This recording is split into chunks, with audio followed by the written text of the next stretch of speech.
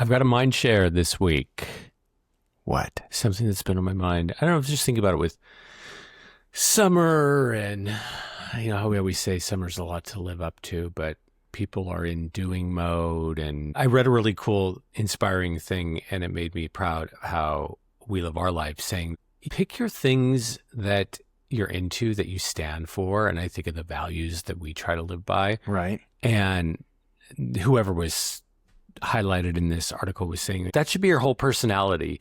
You don't have to change what you care about just because it's a different season or you're on vacation or whatever. And something about that just felt really freeing. And I thought about how we talk so much because we're known as change experts and we talk so much about knowing yourself and personality. There's certain things worth changing, and there's certain things that are not worth changing, that people change just maybe to keep busy or to feel like they're doing something. So this idea, like, pick things you love, pick things that feel freeing, pick things that feel important to you, and just try to do those things all the time when you're not doing the things you're obliged to do, like work and other things that to most people can feel like an obligation. And I just appreciated that really refreshing, simple take. And I haven't even told you this. Yeah. So I figured you'd appreciate that too. I love that. I'm curious to know what that can look like in practice. I'm thinking about our own life, and summer can feel like a lot to live up to for us because it's when we try to get all of our hiking done. We've got our list of like the 50 hikes we have to do every year, and we try to get them all done. In the winter, I guess that looks different because we can't hike as much. So we do things outdoors in other ways. Snowshoe, we still run regardless of the weather. So I guess that could be a good example of what you're talking about. But what if your passion is like jet skiing and you only got a season to do that? Yes, see, that's interesting because I think the real conundrum here was, was parents traveling with kids and having trouble finding a pacing because you're on vacation and now we're in the car and now we're looking at museums and now we're looking at the architecture in Chicago. And the advice was just, and I kind of glossed over this. I was trying to stick to that higher level thing, which I now understand could be a little confusing. The idea was like, if your kids love animals, then you've got to incorporate animals into your traveling. Go plan a road trip through North Dakota and South Dakota, and you get to see the bison, and your kids get to go horseback riding, and one person loves golfing, and you can golf. So to your point, if you just walked right into it, you didn't even know the topic, jet skiing, you need to it's okay, orient your life around that. Yes, go to Hawaii and go jet skiing, and you'll also take in some other really cool things, experience awe. Maybe you'll hike Diamond Head. Maybe you'll learn to surfboard, right? Like, it's okay to have these things that matter to you. Yes. And to orient your quote unquote free time around that. And you don't have to have this idea, if you're not interested in classical art, like I'm going to go to Paris and I'm going to be a classical art aficionado and I'm going to walk around in a beret and look at all the museums. You don't have to do that. Yes. You can do what you love to do where you go and center your life around those things. I love that.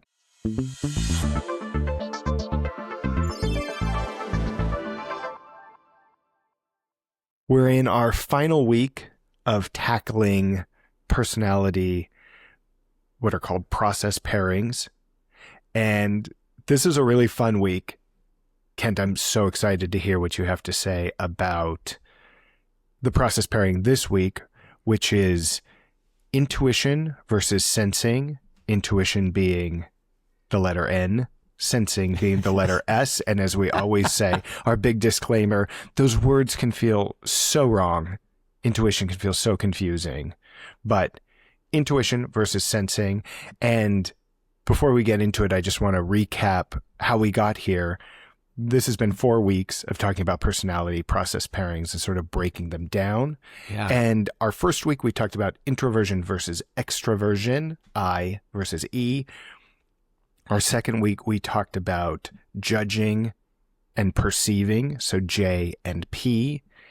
And last week, we talked about what Kent and I determined to be our favorite to talk about. Yeah. To talk about, F and T, so feeling and thinking. Yeah. And again, this week, we're doing intuition and sensing, N and S. Yeah, let me just jump in and say those first 2 weeks are the structural keys. They determine how your core cognitive engines show up in your personality. And these last 2 weeks, last week T and F and this week S and N, are those core cognitive engines. And we're going to get more into this in future 4-packs to the really good stuff. But we just wanted to touch on each of these 4 pairings, S and N being very focused on how you take in life. I think that's a good way to put it. With S being very raw, we often communicate this to people by talking about the senses, by taking in very raw data. Those are your S's, your sensors. And then your intuitives are people who are just looking for patterns and possibilities, and they're considering and reflecting and contemplating. And this is such a fun one because it shows up so often and in such a pleasant way, because this is one, unlike a couple others of the pairings we've talked about, that similarity works very well in, for instance, a coupledom or a friend or work relationship. And so does a difference here. Funny how, if you notice, every week we've immediately touched on that right away, because this is what people want to know. Like, should my boss be the same type here? Should my... This is one that works well either way, and where it's helpful to have an opposite thing going on, because it's not as sort of volatile as the EI pairing, extroversion versus introversion, and the thinking feeling pairing, which can produce so much emotion and misunderstanding.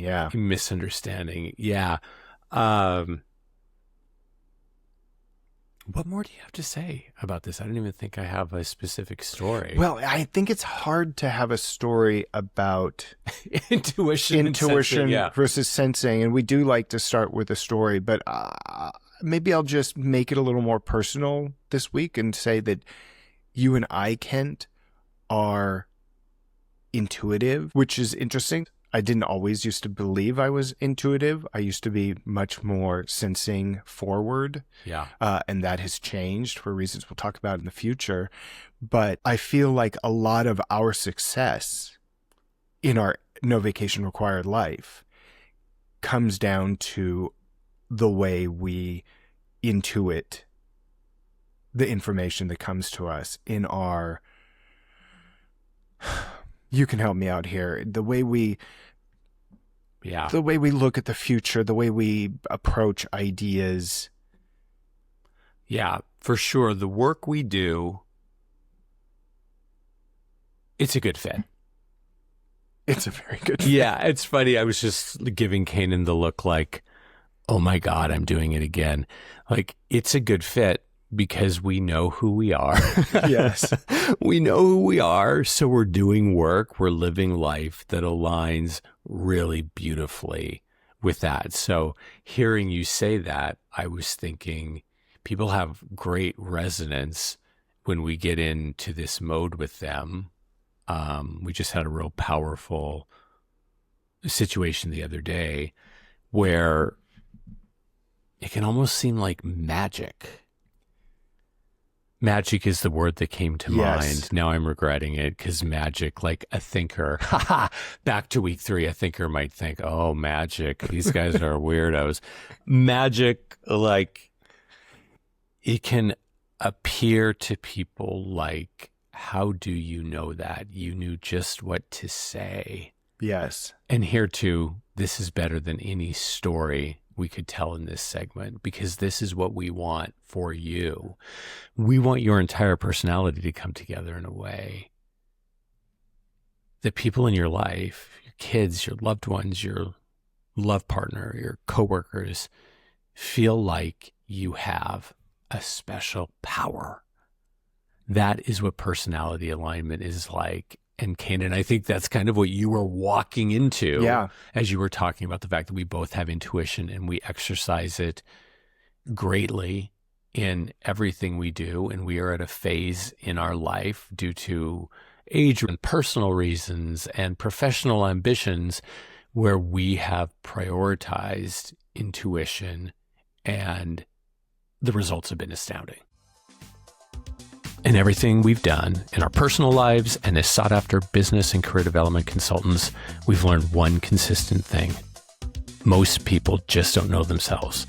NoVacationRequired.com is where we talk about how you too can build a life that you don't need a break from, and how it all starts with knowing yourself. There you'll find all of our podcast episodes, information on services, and the scoop on us. And to really raise the bar, we model this as a couple to show that a relationship doesn't have to be a compromise or a counterproductive union. When two people are each doing their own work, the heightened connection becomes a shortcut to building a no vacation required life. Something I've been intrigued by in our last 3 episodes on personality, and this is the 4th, so go check out those last 3.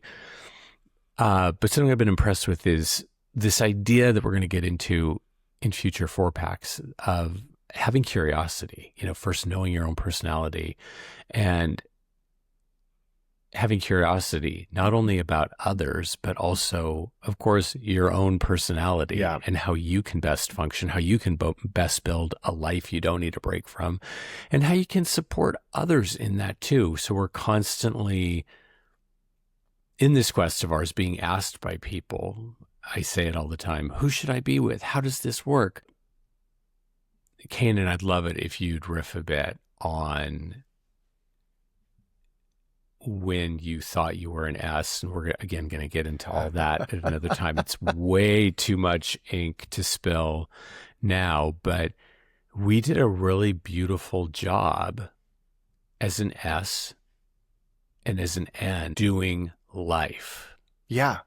You mentioned that S and N pairings can be very harmonious, naturally harmonious, unlike some of the other pairings.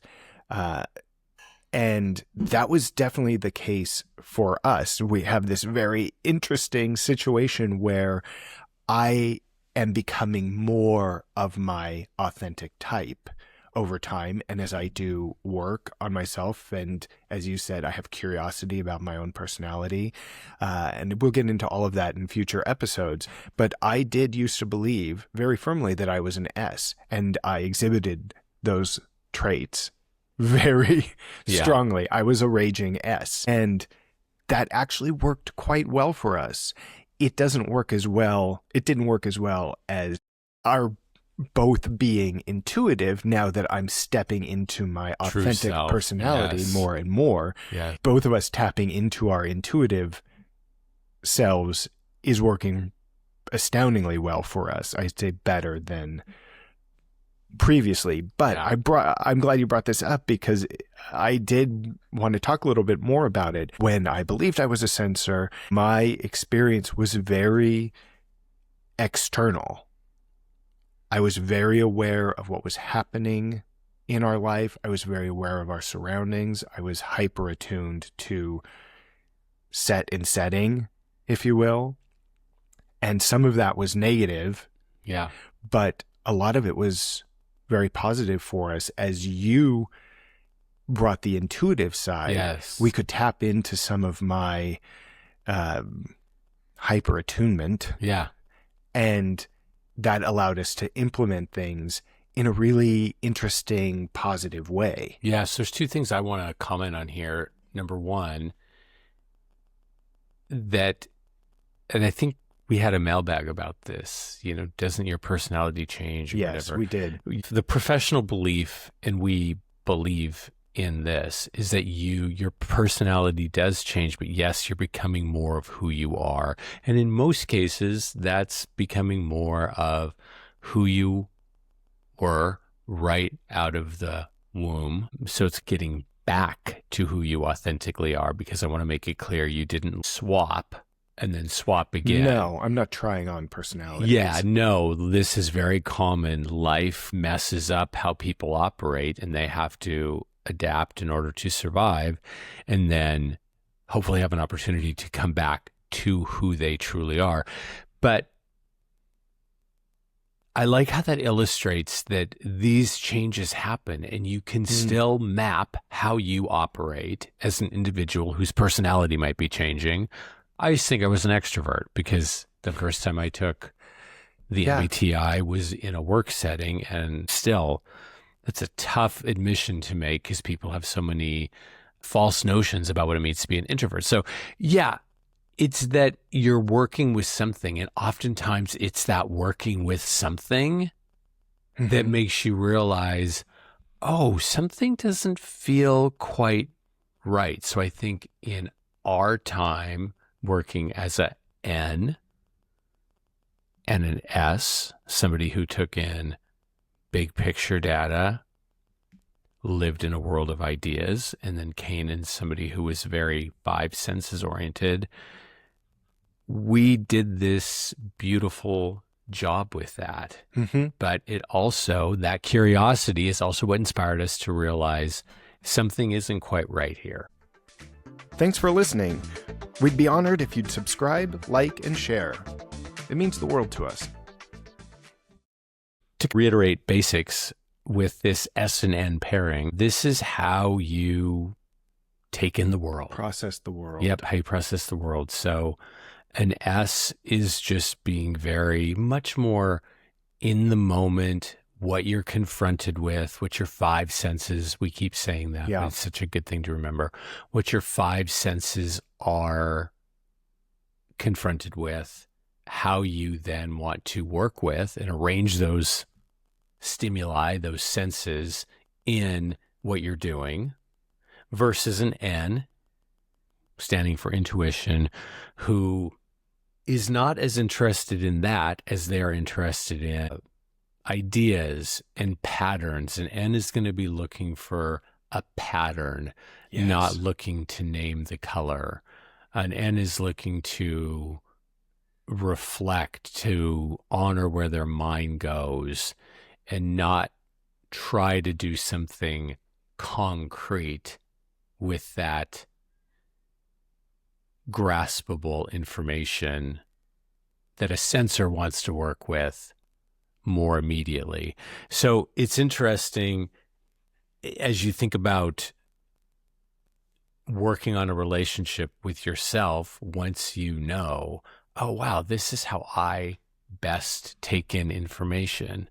And here's a good time to say that the best part about personality when you do this the right way, which is outside of a work setting, I think we've talked about that a lot, there really is rarely a surprise. For everybody, it's a coming home. Like, oh, this makes so much sense of who I want to be. You know, we say, is this shocking to you? Do you need more information? Nope, it feels exactly right. Yeah, it's I'm right in the pocket. Right in the pocket. I'm going to do more of this, and this. You're able to see that, work with that. Hopefully those around you are also getting the same information. And then you know how to best work together. Yeah. And I just think that it's a really beautiful thing, because it's about validating what you already knew somewhere deep down, and it surfaces that. Yeah. And is rarely, if ever, a negative surprise or anything like that. Gosh, that was actually a very nice way to wrap everything up, but I have to come back to something that popped into my head here, because you were talking about intuition feeling like magic in the last segment. And I just wanted to touch on that because, yes, when somebody is really in the pocket with their intuition, it can seem like magic to people around them. And that was my experience early in our relationship, Kent, because you were so in the pocket with your intuition. And I would think, how did he do that? How does he know that? Where is that coming from? I now understand that to a certain degree.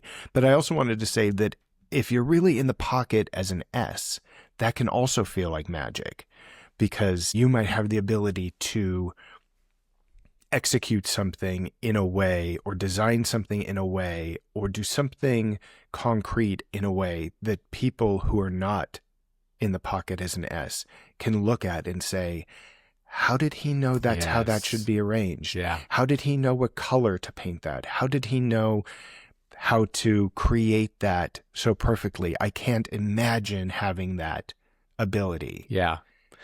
So here's a perfect segue to the end of this 4-pack and a teasing of something to come. As we've said in the IE episode and the TF episodes in particular, we are all both of these pairings. Yeah. And we call the T and the F and the S and the N. We don't call them. Professionally, they're called your core cognitive functions, your core personality functions. We are all an S, an N, a T, and an F. We get into personality dynamics, which shows how these different facets, specifically S, N, T, and F, show up in you, where you are an S, where you are an N, where you are a T, where you are an F, which is the most prominent in you, all the way down to the fourth one, which is the least prominent in you. But you are all of these things. So for somebody like Kanan, who had thought he was an S, he has a lot of strong S features because that lives within him. I have a lot of strong S features. Somebody who has a very balanced personality with so much time studying this and being interested in it. I too can honor my strong S capabilities while honoring more so that my predominant within the two is intuition. So this is where things get very interesting, because it is not an either or, right? Right. And I just want to put a little bow on that and say, when you know your personality, and as you were talking about, Kent, you can really be in the pocket. You can sit in that and you get to that place where you say, oh, that feels right. Yes. That is magic. That is your magic. Yeah.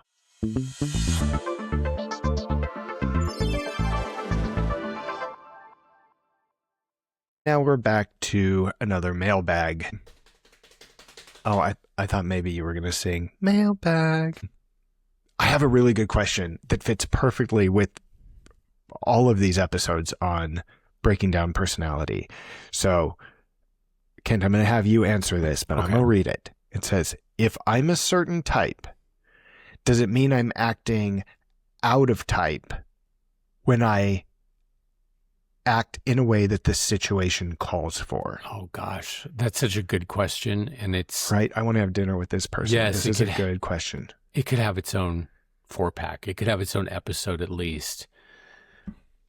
What I want to say first is, okay, when you know your personality and you start getting into the minutia of it, the learning about, okay, what does it mean that I'm a ESTP, or what does it mean that I'm an ENFJ? When you know that, then you go into any situation from a place of self-knowledge. Yeah.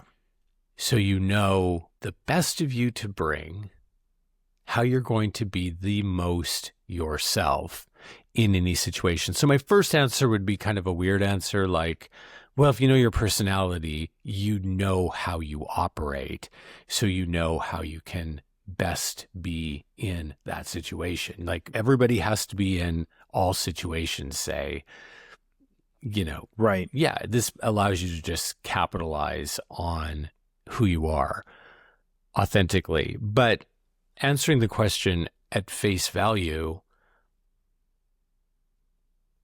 no, you're just operating how you think you should best operate Yes. in a situation. So I would put an arrow from that back to part A of my answer, which is if you know yourself, then you actually have knowledge about what you're doing. Yeah. So If you have to show up in a specific way that isn't fully type aligned, yeah, and you know that, then you're not really operating out of type. Yeah. You're just showing up in the way that you have to show up to.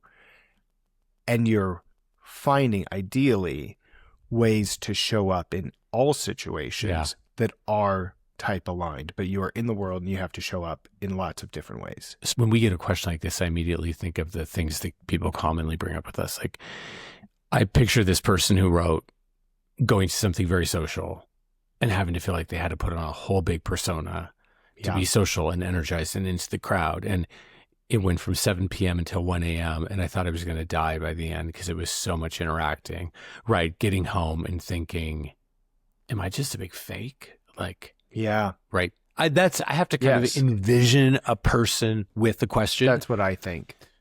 That's my answer. So this person say they're an introvert, then they know, okay, I've got to go to this party. I want to go to this party, but I'm going to have to step outside every hour and just do a loop around the block. Or I'm going to have to be sure that I pull my friend or a couple friends to the side for a little private debrief time, right? Then you're going in, you're doing the exact same thing from 7 to 1. You just know yourself and you know you're not a freak or being a fake. You just know what you need. Why you're doing what you're doing and what you need to do. Yeah. And then when all those extroverts come to your book club and they see you soar,